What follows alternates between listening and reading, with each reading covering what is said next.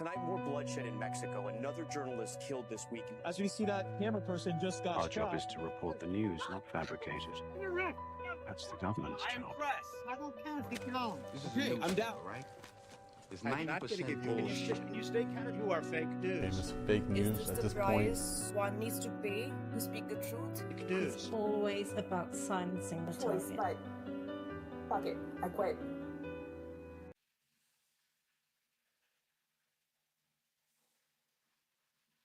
Hello and good evening. Hopefully everyone's having a great start to this holiday weekend, as today is Wednesday, the 20th of December.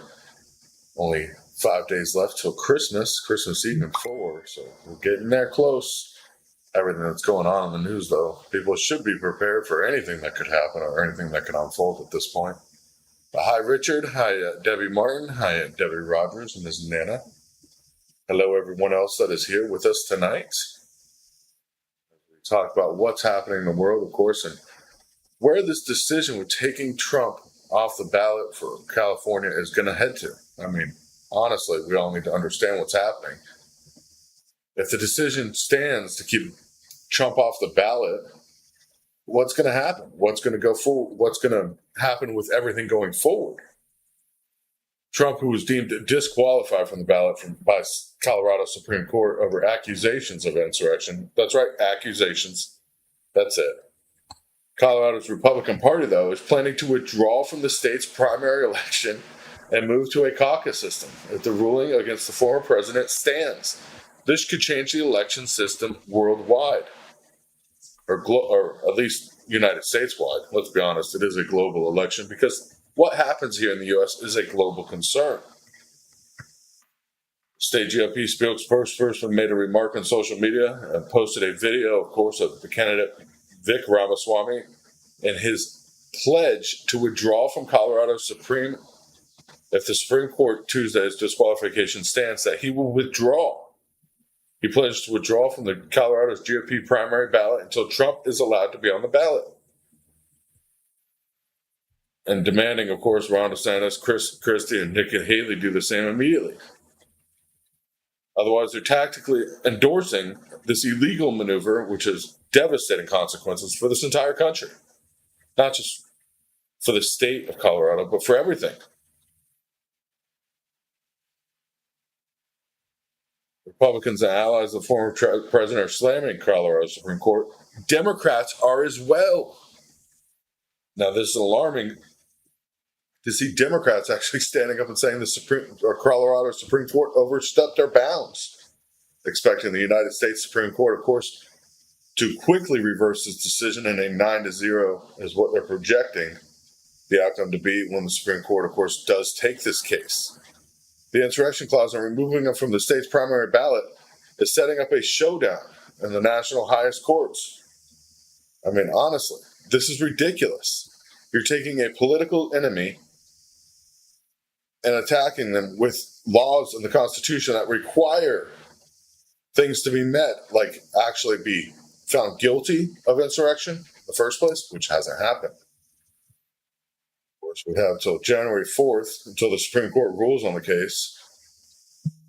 The decision will stay until January 4th, or until the U.S. Supreme Court rules on the case at this point.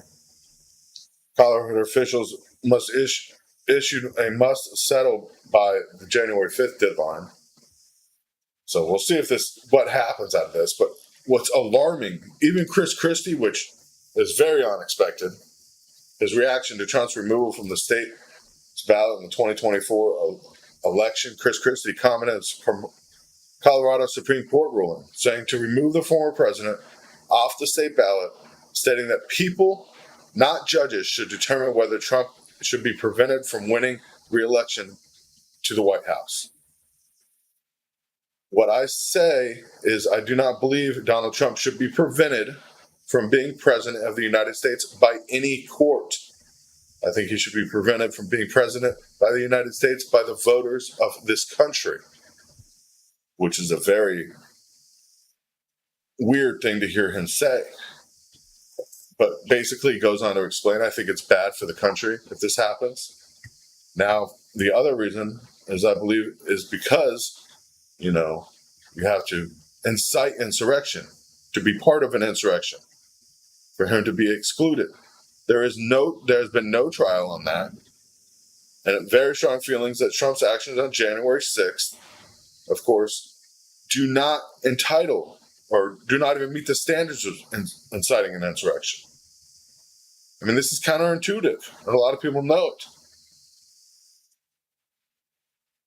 In showing that, of course, now people are standing up and saying that this should not be happening, even people that are against Trump. I think, people, we need to stop paying attention to the BS. Yeah, we do. But this is the problem. They keep pushing this stuff in front of us, but why? Why is this the thing in the front and foremost? Maybe it's because Trump's getting surprise boost by young voters amidst Biden's disillusionment. President Biden's problems right now are not simply that his polls are bad. He's leaking support from the Democratic bloc, and we're seeing it even in southern states now. We're seeing heavily Democratic counties switching and going Republican because they're tired of what's unfolding. Polls aren't just showing this, it's actually happening. Voters under 30, Biden has lost 6 points in the last month alone. Biden crushed Trump by 24 points among the under 30s before. Now, of course, he's losing those younger voters, which means Americans are young, or our children are starting to wake up. Democrats, young and old, are starting to wake up, stating that there's something wrong with this country. Maybe it's because they went to pay their power bill, their water bill, and they couldn't afford it. They couldn't afford to get groceries till the end of the month, facing the end of the year in 2023, and there's no pandemic right now. But yet things look worse than they did during the pandemic.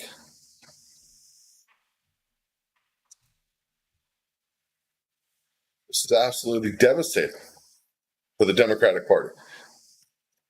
And Democrats should be worried. An 81-year-old that doesn't know where he is and should be institutionalized, let's be honest, or at least put in a nursing home at this point, watching the exponentially worse disaster in Israel and in Ukraine, fierce attacks on Gaza since October 7th, this assault has taken the young American voters overall out of the equation. They're more sympathetic to Palestinians than the older generations are. They're not saying Israel is wrong or Palestine's wrong right now, but the death tolls are mounting. Now with over 20,000 deaths, Palestinian deaths at this point in Gaza. I mean, gas prices are going to go up. It's not a question at this point. Watching this all unfold, of course, as the U.S. trying to push more war vehicles into the Red Sea. Of course, the U.S. Red Sea Task Force is getting limited backing from allies. Several U.S. allies said that they'll support the efforts to protect shipping lanes in the Red Seas after the attacks by Yemen's Iranian-backed Houthi group. Some said they would not join a naval coalition with Washington. They're losing trust in the United States, our own allies. And this is happening on a global scale. To have our allies say they will not join a naval coalition with Washington is very alarming. We've seen our money no longer being the petrodollar in the world. We're seeing countries stop trading in U.S. currency altogether. Now we're seeing responses that add to the confusion for shipping companies, which have been rerouting vessels away from the area because the Houthi group said to respond to Israel's assault on the Gaza Strip. Now the U.S. cannot even get planned a multinational coalition to safeguard the Red Sea shipping lane because they do not trust the United States. France's defense minister said it would support the efforts to secure freedom of navigation in the Red Sea and surrounding areas. But it said its ships would be under French command, and they did not say they would deploy more naval forces. They will not join the coalition. Italy, of course, saying the same thing, that it would send Navy frigates to the Red Sea to protect its national interest in response to specific requests made by Italian ship owners. But it wants no part of the existing operation, nor does it want to be part of operations by the United States. China's not just looking at their job. China is growing at this. Defensemen, even Spain, of course, saying they would only participate in NATO-led missions and UN-coordinated operations and will not participate in unilateral operations in the Red Sea with the United States. Britain said the same thing. But they will send one destroyer. The Diamond, of course, is going to the operation. But that's it. Other countries like the Netherlands said they would send 2 staff officers. Norway said it would send 10 naval officers. That's it. So 12 officers and a ship. All of NATO, of course, going back to the Red Sea. The existing naval coalition that operates in this area, of course, several navies are already part of an international operation to protect the shipping lanes of the region. But none want to be involved with the United States. This should be a huge wake-up call. Yeah.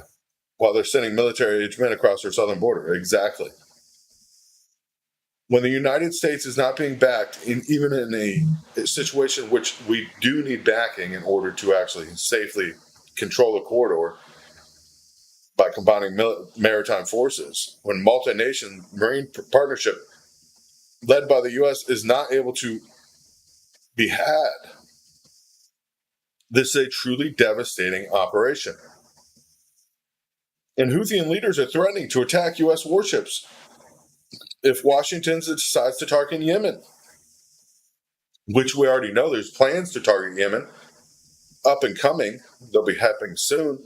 Leaders of Yemen's Houthi forces warned Wednesday that they would strike U.S. warships if Iranian-backed militant group was targeted by Washington, which was set up this week for a multinational force to counter Houthi attacks on commercial vessels in the Red Sea.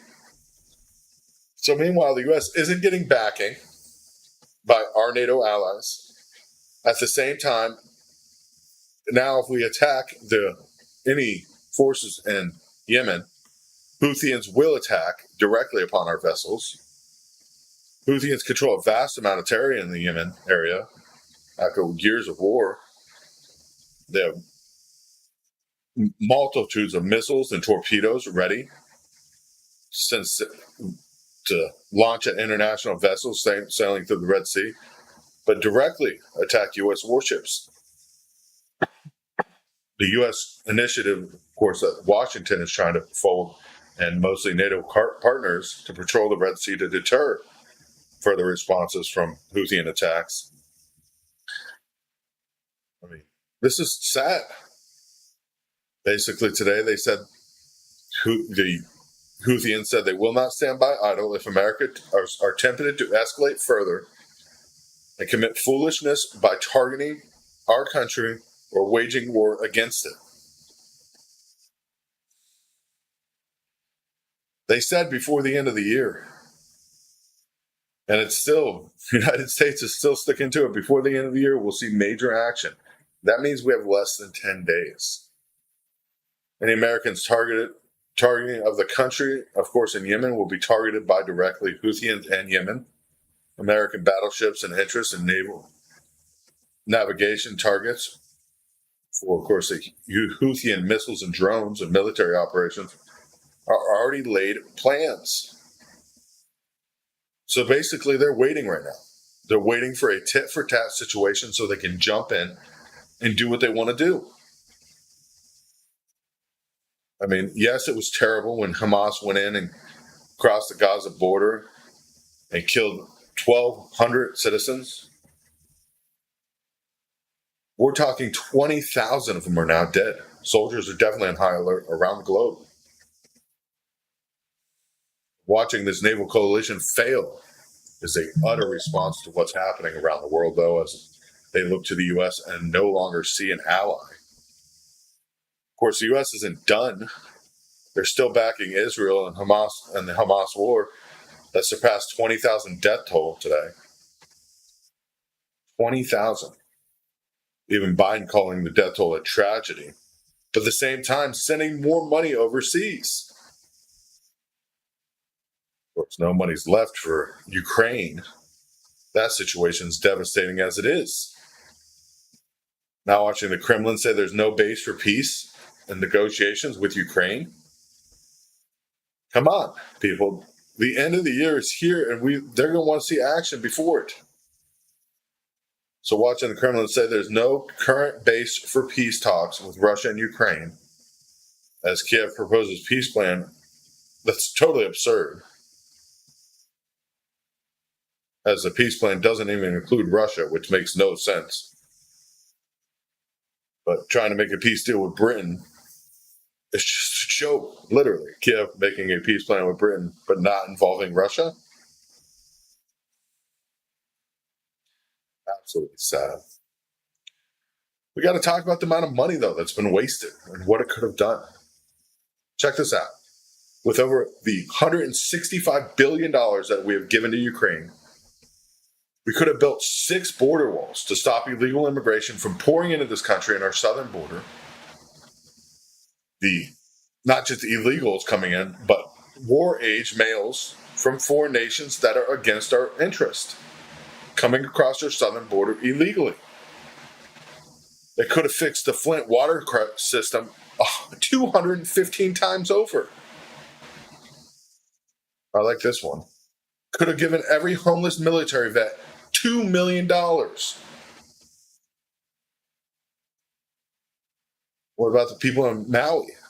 I mean, if we didn't send that money to Ukraine, we could have given $50 million to every family impacted by the Maui wildfires. But instead, they got $700 each.